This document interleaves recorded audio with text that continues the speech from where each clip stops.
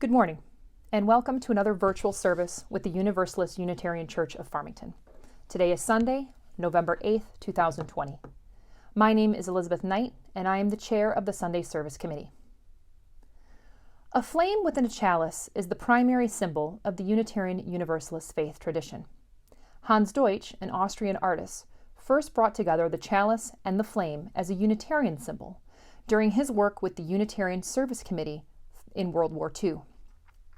To Deutsch, the image had connotations of sacrifice and love. Unitarian Universalists today have many different interpretations of the flame and chalice, including the light of reason, the warmth of community, and the flame of hope. This morning, we ask you to take a moment to light a chalice along with us in your home. Don't have a chalice? Even a small candle will do. This chalice, as a symbol of the warmth of community and the brightness that love brings to the world, let it illuminate our search for justice and peace. Light, the force that nurtures all living things here in our midst, in this flame, so tiny and yet so significant.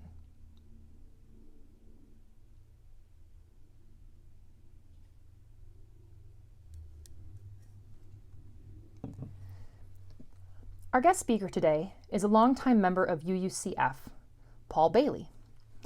Paul is a Chrysler retiree and lives in Garden City with his wife Nancy and 5 cats. He participates in our men's daytimers group and men's luncheons. Paul has given many sermons in the past focusing on figures in American and UU history, typically notable women whose efforts have greatly bettered the world we live in today. In the past few years, he's given us insightful talks on individuals like mathematician Karen Uhlenbeck, America's first female physician, Dr. Elizabeth Blackwell, and Minister Carolyn Bartlett Crane. As a young Unitarian Universalist myself, I always appreciate Paul's sermons as they give me an insight into the real work it takes to live our principles of social justice and democratic process for all. Paul's past sermons can be seen on our YouTube channel as well. Today, his featured subject is Jody Williams, an American activist who won the Nobel Peace Prize in 1997. But I'll let Paul tell you more about her work. As you listen to Paul's message today, I ask you to focus and reflect on our 7 principles, specifically the second principle: we affirm and promote justice, equity, and compassion in human relations. And our 6th principle: we affirm and promote the goal of world community with liberty, peace, and justice for all. How do you respond when faced with the challenges of living these principles in your everyday life? Do the words and actions you take each day echo the goals of justice and compassion? And, as individuals, can we improve our own responses to these situations by learning from the examples of those who are already doing the hard work?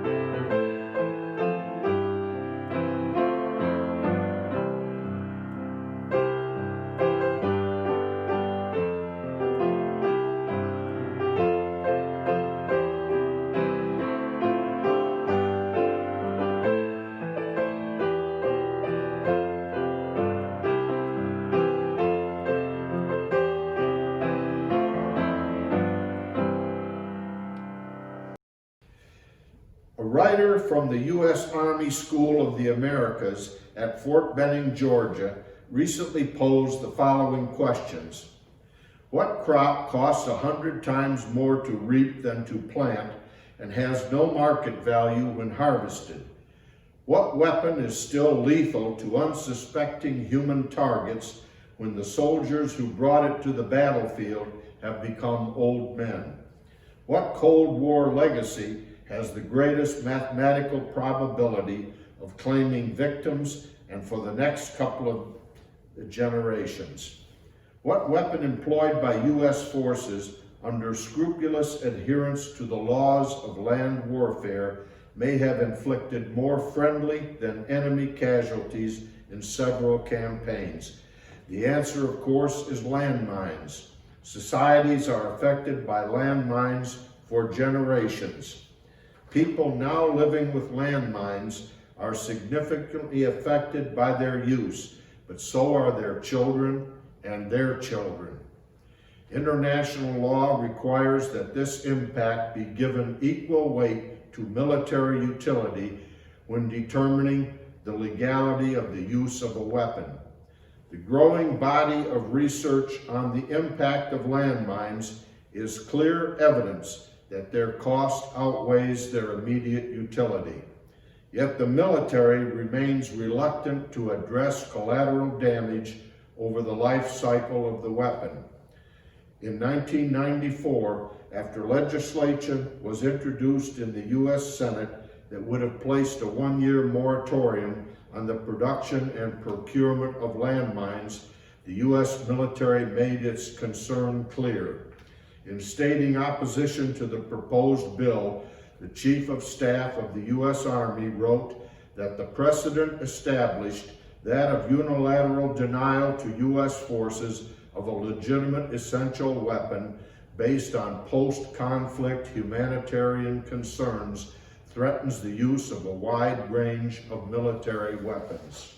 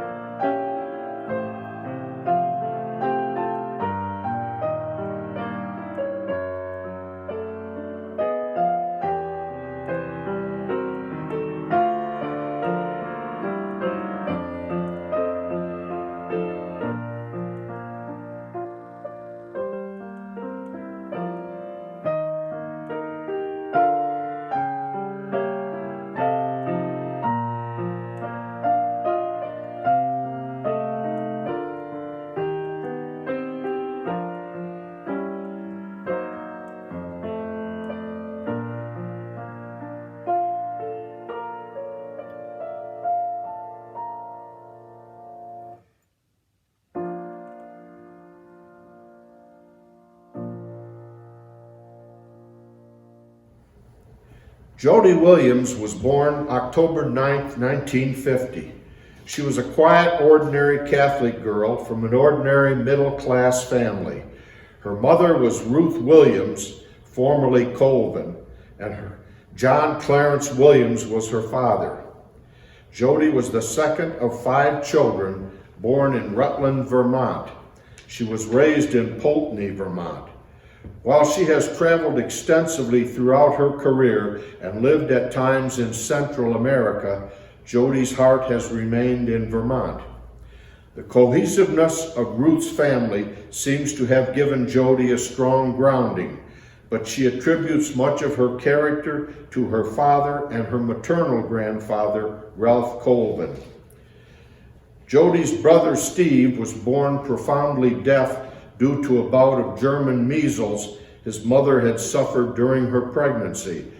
This and his resulting learning difficulties and descent into mental illness in adolescence strained the family and profoundly affected Jody and her other siblings.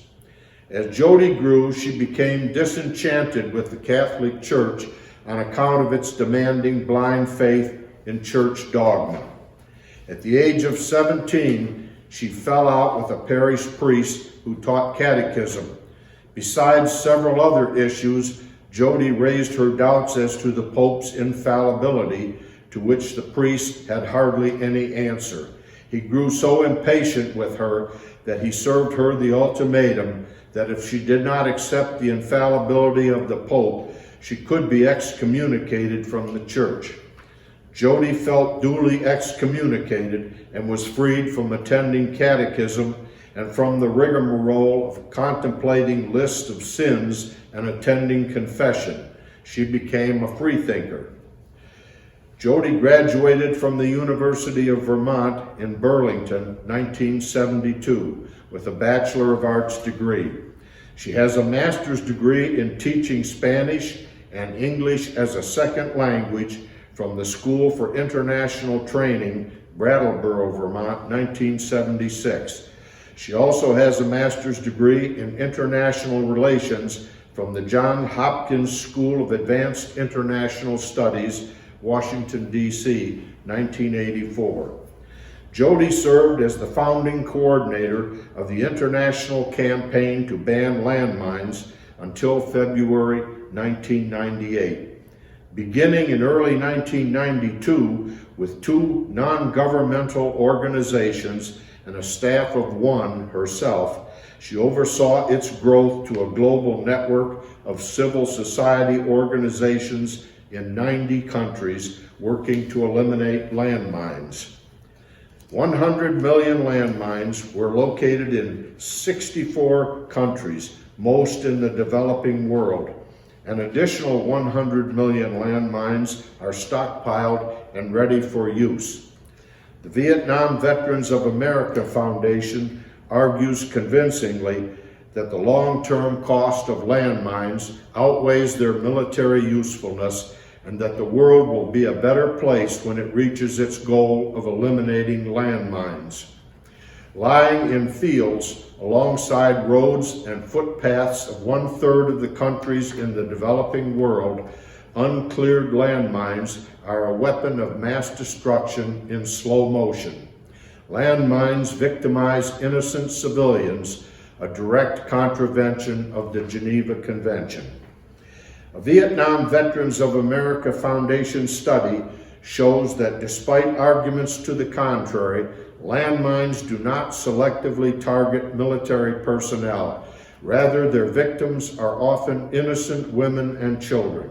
The death of a few soldiers is not a counter to the death of thousands of innocent bystanders.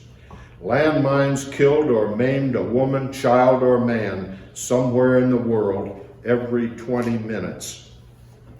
In an unprecedented cooperative effort with governments, UN bodies, and the International Committee of the Red Cross, Jody served as a chief strategist for the International Committee to Ban Landmines as it dramatically achieved its goal of an international treaty banning landmines during a diplomatic conference held in Oslo, Norway in September 1997.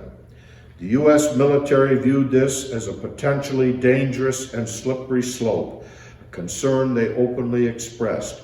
If they gave up their landmines, who knew what weapons people might go after next? Some countries were told by the U.S. that if they didn't change their positions to support the U.S., the next time they were invaded by Russia, the U.S. wouldn't rescue them. In the face of tremendous U.S. pressure, governments hadn't rolled over, as they too often did. They repeatedly said no to U.S. demands. In October 1997, Francis Sjöstedt, the chairman of the Norwegian Nobel Committee, said, "There are those among us who are unswerving in their faith that things can be done to make our world a better, safer, and more humane place, and who also, even when the tasks appear overwhelming, have the courage to tackle them. Such people deserve our admiration and our gratitude. We are delighted and honored to welcome some of them to the Oslo City Hall today. Our welcome to you, the representatives of the ICBL, and to you, Jody Williams, the campaign's strongest single driving force. You have not only dared to tackle your task, but also proved that the impossible is possible. You have helped to rouse public opinion all over the world against the use of an arms technology that strikes quite randomly at the most innocent and most defenseless. And you have opened up the possibility that this wave of opinion can be channeled into political action. It is in admiration and gratitude for their efforts to achieve that aim that we honor the ICBL and Jody Williams today with the Nobel Peace Prize for 1997. In her acceptance speech, Jody said, "Together we have set a precedent. Together we have changed history." The closing remarks of the French ambassador in Oslo, to me, were the best. She said, "This is historic not just because of the treaty. This is historic because for the first time the leaders of states have come together to answer the will of civil society." And this from the Strategy Research Project, Riding the Superhighway to Glory, Jody Williams versus the United States of America, by Lieutenant Colonel Henry A. Duran, U.S. Army, for his master's degree in military history at the United States Army War College, Carlisle, Pennsylvania, class of 1998. Jody Williams of the ICBL gave U.S. policy and prestige a notable setback with minimal resources. The 1997 Landmine Accord, negotiated in September 1997, and signed in Ottawa, Canada, by an overwhelming majority of U.S. allies in the face of a full-court U.S. effort to control the process, is illustrative of the power that can be created. A grassroots effort of geographically separated, mostly poorly funded, non-government organizations carried the day with the overwhelming majority of world governments, despite the best efforts of the U.S. executive branch. In the end, they became well-funded, widely recognized, powerful entities capable of collectively wielding the traditional forms of public power. Jody Williams, chief coordinator for the ICBL, is based in Vermont. She, from her home office in Burlington, became the Nobel Prize-winning leader of a worldwide effort to achieve a treaty banning the use of landmines that flew in the face of the best efforts of a U.S. government caught unawares. The ICBL was a coalition of more than 1,000 non-governmental organizations in more than 60 countries, sponsored by the Vietnam Veterans Foundation of America. She did most of her Nobel Prize-winning work from her desktop in Vermont. The U.S. was deserted time and again by non-aligned and traditional allies alike, and nothing seemed to work. The freedom of association granted by the internet, free from legal encumbrance, free from social impediments, leveled the playing field for the ICBL. As the Center for Security Policy would have it, the U.S. is being relegated to the role of just another nation. In this case, it's a little worse than that, merely another page on the web. And Jody Williams taking the lead, along with Sister Laureate Dr. Shirin Ebadi of Iran, Nobel Peace Prize 2003, for her efforts to promote human rights, in particular the rights of women, children, and political prisoners in Iran, established the Nobel Women's Initiative. Together with Sister Laureates Wangari Maathai of Kenya, Nobel Peace Prize 2004, and Indira Gandhi Peace Prize 2006, Rigoberta Menchú Tern of Guatemala, Nobel Peace Prize 1992, Betty Williams, Northern Ireland, and Mairead Corrigan Maguire of Northern Ireland, who shared the Nobel Peace Prize for 1976. They launched in January 2006. Its mission is to use the prestige and access afforded by the Nobel Prize to spotlight and promote efforts of women's rights activists, researchers, and organizations working to advance peace, justice, and equality for women. Jody Williams serves as its chair. In 2003, Jody was named Distinguished Visiting Professor of Global Justice in the Graduate College of Social Work at the University of Houston. Also, since 2007, she has been the Sam and Seeley Keeper Professor in Peace and Social Justice, also in the Graduate College of Social Work at the University of Houston. In the academic year 2012 to 13, Jody became the inaugural Jane Addams USA Nobel Peace Prize 1931 Distinguished Visiting Fellow in Social Justice at the University of Illinois at Chicago. Professor Williams continues to be recognized for her contributions to human rights and global security. She is the recipient of 15 honorary degrees. In 2004, she was named by Forbes magazine as one of the 100 most powerful women in the world. Jody Williams is still living. She turned 70 in October. Thank you very much.